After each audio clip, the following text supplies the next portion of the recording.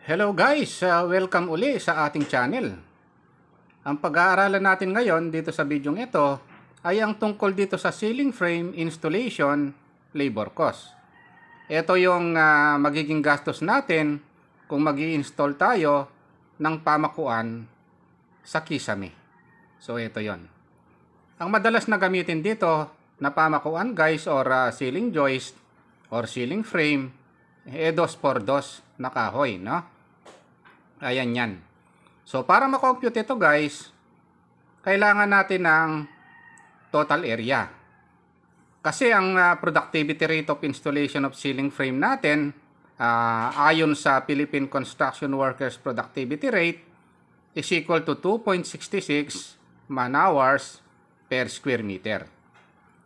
So, bawat metro kwadrado pala, uubos siya ng 2.66 na oras bawat metro kwadrado. So, ayun yan. So, yun yung magiging basihan natin para makompute natin yung labor cost natin, no? Okay guys, kaya lang may isa shoutout muna tayo na isang channel, no? Yung palang Bentot TV ni Kabalen Alvin Mangune. Guys, suportahan natin yung Bentot TV ng ating Kabalen, no? Na tayo mga Kapampangan, magsuportahan po tayo, no? Suportahan tayo po yung channel ng Bentot TV. So panalben nyo po ring video na no po kasanting. Okay, magumpisa na tayong mag-compute. So yung ceiling area natin, iparehas na lang natin guys dun sa area ng kisame natin, no? Dun sa kinompute natin dun sa plywood installation. 8 meters by 10 meters din yung gagamitin natin, no? 8 times 10, 80 square meters din yon, no? Para parehas na lang. So yung formula natin dito sa total man-hour is equal to total area times yung productivity rate natin, no? So, total area is 80 square meter times yung productivity rate na gagamitin natin na ayon sa Philippine Construction Workers Productivity Rate. I-search nyo lang online yan.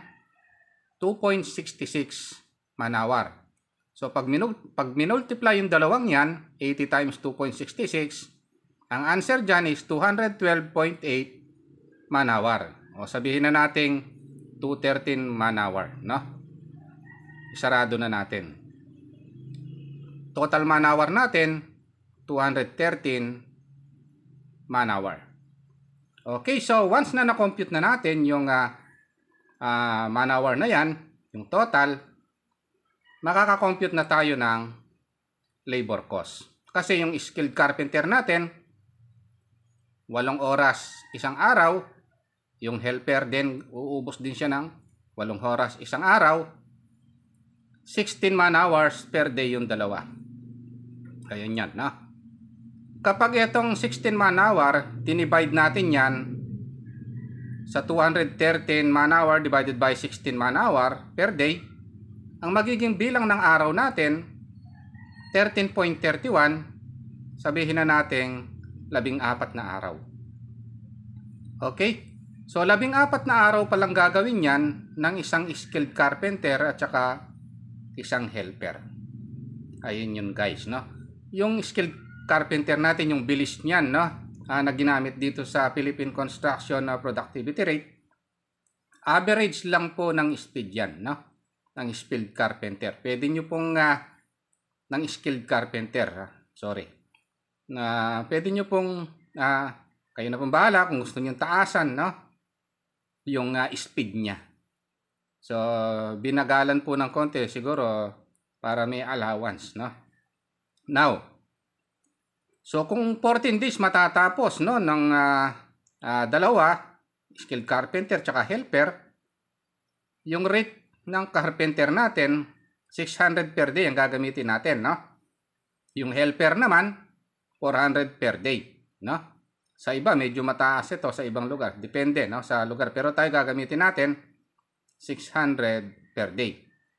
So yung total ng dalawa, 600 plus 400, 1,000 per day. Silang dalawa bawat araw, 1,000. Ang labor cost natin, 1,000 per day times 14. Okay? So ang labor cost natin dito sa ceiling frame installation, labor cost is equal to 14,000 pesos. Ayun pala, 14,000 pala sa 80 square meter na ceiling area.